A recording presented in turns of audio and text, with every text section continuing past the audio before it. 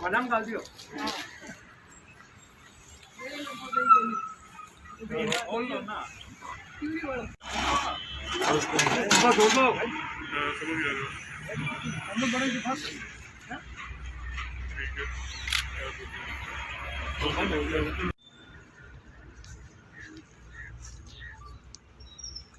नहीं बैठा तो ज़्यादा बेंच जानी पड़ेगी। कौन सी साइड में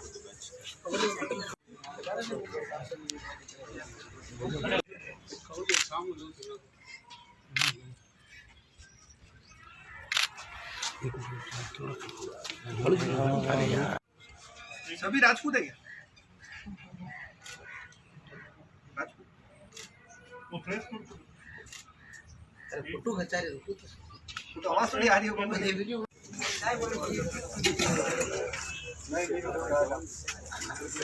नौकर कर रहा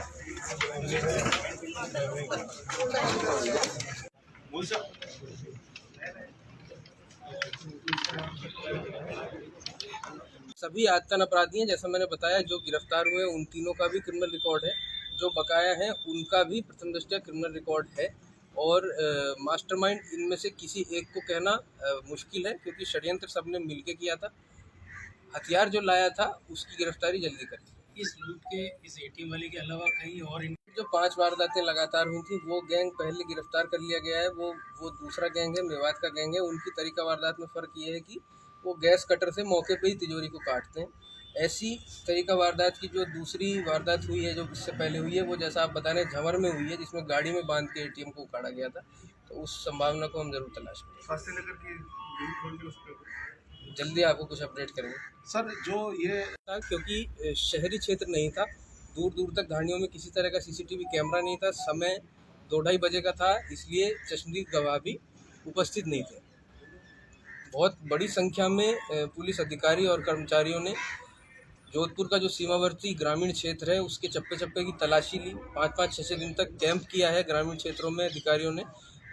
उस बाबत हमें ये सफलता मिली है और बहुत ही जल्दी जो बकाया मुल्जिमान है उनको गिरफ्तार किया जाएगा और संपूर्ण जो चोरी की राशि है उसको जब्त कर लिया। सर एटीएम कहाँ से बरामद हुआ? ज़्यादातर घटनाएं पूर्णतः तकनीकी विश्लेषण पे खुलने के लिए आधारित रहती हैं, पर ये एक ऐसी घटना है जो बड़ी होने के बावजूद पुराने ट्रेडिशनल तरीक़ों से, बीट कांस्टेबल की सूचना से और जो ह्यूमन इंट जिसको कहते हैं, उस कारण ये सफल हो पाई। मोबाइल यूज़ नहीं किया, मुखबिर तंत्र कहीं की कमजोर हुआ, मुखबिर तंत्र एक चल रहा था। मुखबिर तंत्र से ही ये खुल पाई है, जैसा जो आप कह रहे हैं बीट कांस्टेबल, उसका जो प्रथम कड़ी है वो बीट कांस्टेबल ही होती है। सर टोटल आरोपी 9 माने जाए? टोटल आरोपी 6। 3 जो आप बता रहे नामजद है, वो 3 नामजद हैं, 3 गिरफ्तार। टोटल ये 6 हैं। क्षेत्र के जो एटीएम हैं जिन पे गार्ड नहीं रहते हैं, जो रात में बंद रहते हैं और जहां आसपास रिहाइश नहीं है, उनकी रेकी इन्होंने 3-4 दिन पहले करी थी।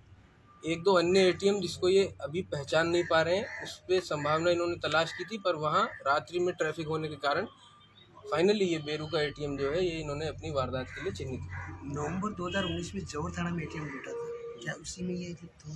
ऐसा अभी सामने नहीं आया है, पर इस संभावना को भी तलाश किया जाएगा। सर जो राशि आप बता रहे तो इसमें क्या डिवाइड किया आपस में? हाँ, इन्होंने जो जितने भी आरोपी थे उन्होंने बराबर हिस्सों में पूरी जो लूट की राशि है उसको विभाजित कर लिया। दिवाली के बाद में राजस्थान में कई जगहों पर वारदात।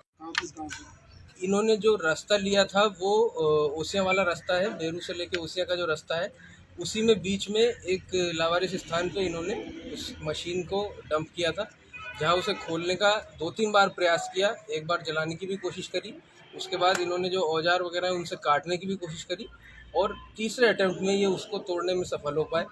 तो मशीन 2 हिस्सों में बरामद हुई है, एक बाहरी खोल अलग और दूसरा जो तिजोरी है वो अलग है।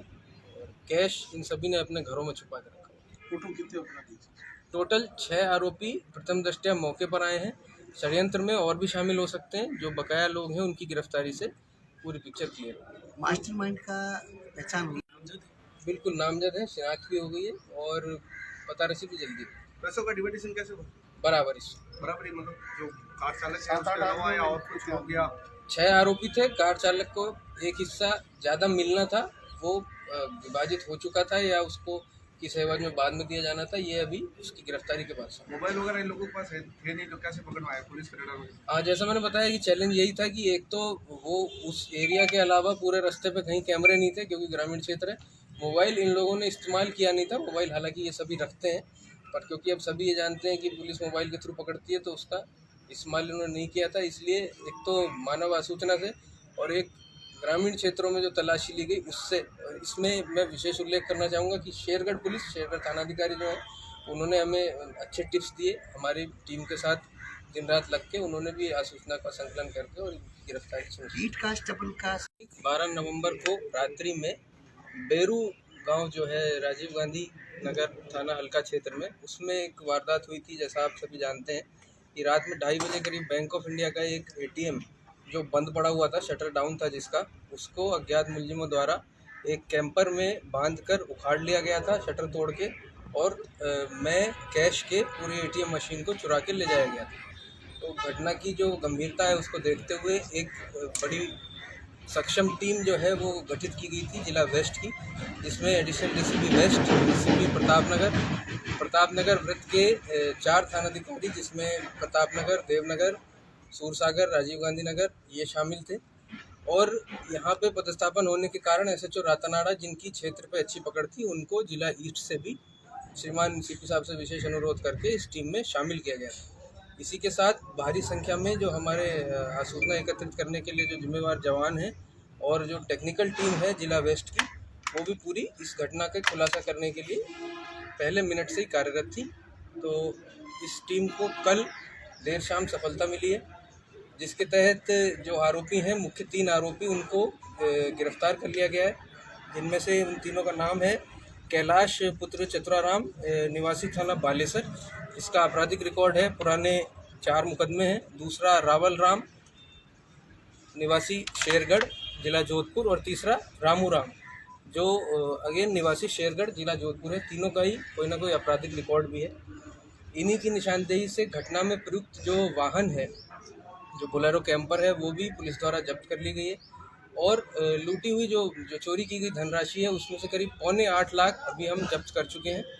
इस समय जैसे कि हम बात कर रहे हैं, एक टीम ऑलरेडी रवाना हो चुकी है, जो शेष धनराशि का भी एक बड़ा हिस्सा, प्रबल संभावना है कि उनके द्वारा चंद घंटों में जब्त कर लिया जाएगा।